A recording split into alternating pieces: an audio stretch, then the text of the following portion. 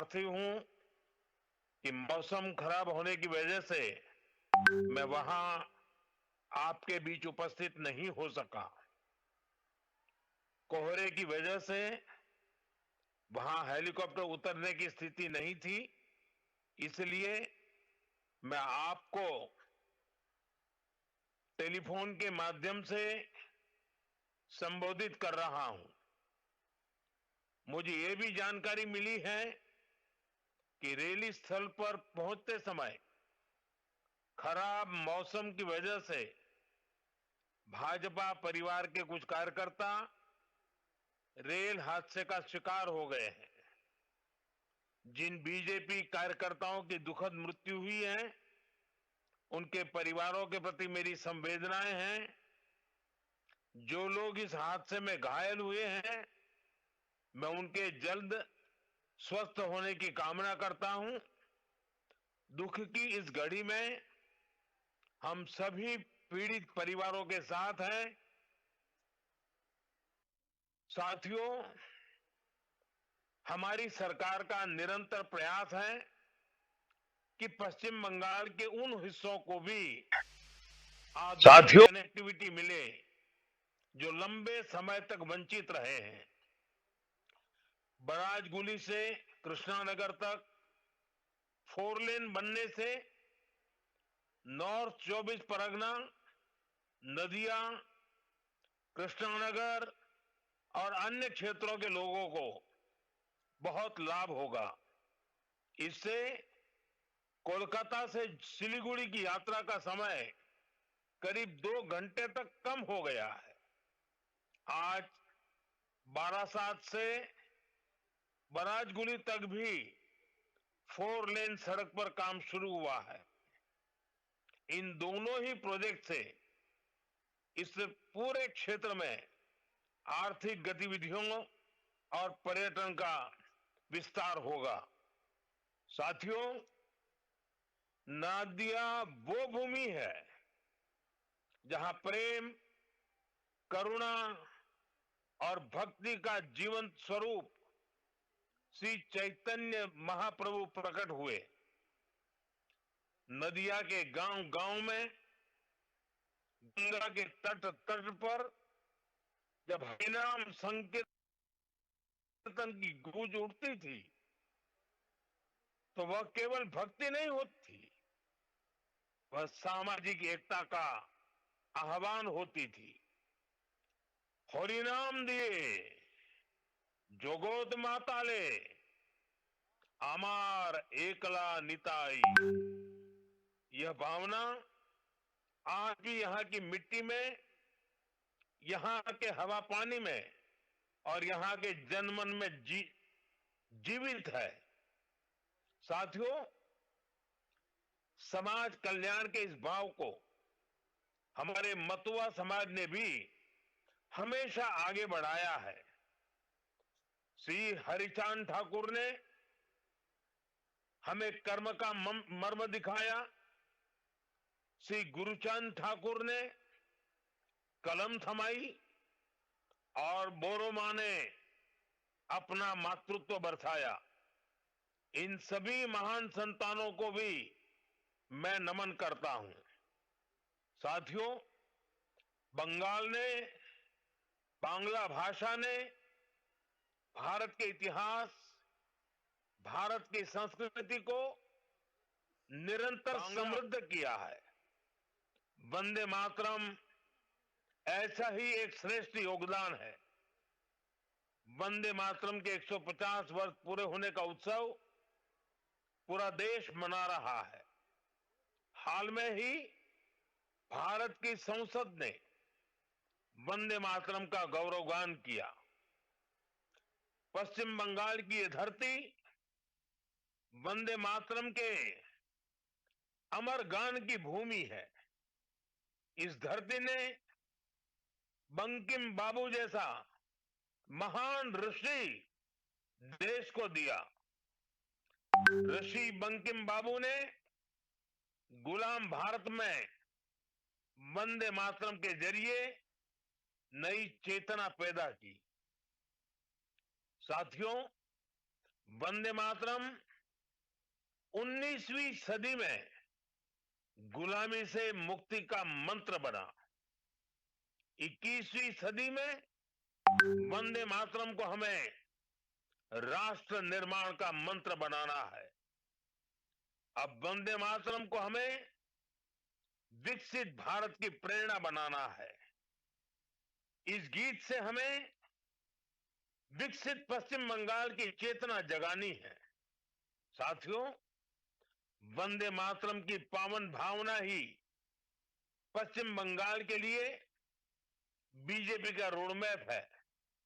साथियों, विकसित भारत के इस लक्ष्य की प्राप्ति में केंद्र सरकार हर देशवासी के साथ कंधे से कंधा मिलाकर चल रही है। भाजपा सरकार ऐसी नीतियां बना रही है, ऐसे निर्णय ले रही है जिससे हर देशवासी का सामर्थ्य बढ़े, आप सब भाई बहनों का सामर्थ्य बढ़े। मैं आपको एक उदाहरण देता हूं। कुछ समय पहले हमने जीएसटी का बचत उत्सव मनाया। देशवासियों को कम से कम कीमत में जरूरी सामान मिले, भाजपा सरकार ने सुनिश्चित किया। इससे दुर्गा पूजा के दौरान, अन्य त्योहारों के दौरान पश्चिम बंगाल के लोगों ने खूब खरीदी की। साथियों, हमारी सरकार यहां आधुनिक इंफ्रास्ट्रक्चर पर भी काफी निवेश कर रही है। और जैसा मैंने पहले बताया, पश्चिम बंगाल को 2 बड़े हाईवे प्रोजेक्ट मिले हैं, जिससे क्षेत्र की कोलकाता और सिलीगुड़ी से कनेक्टिविटी और बेहतर होने वाली है। साथियों, आज देश तेज विकास चाहता है।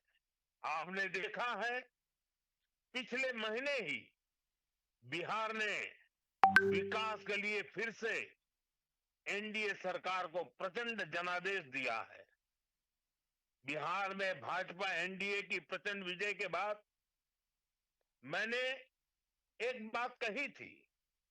मैंने कहा था, गंगा जी बिहार से बहते हुए ही बंगाल तक पहुंचती है। तो बिहार ने बंगाल में भाजपा की विजय का रास्ता भी बना दिया है।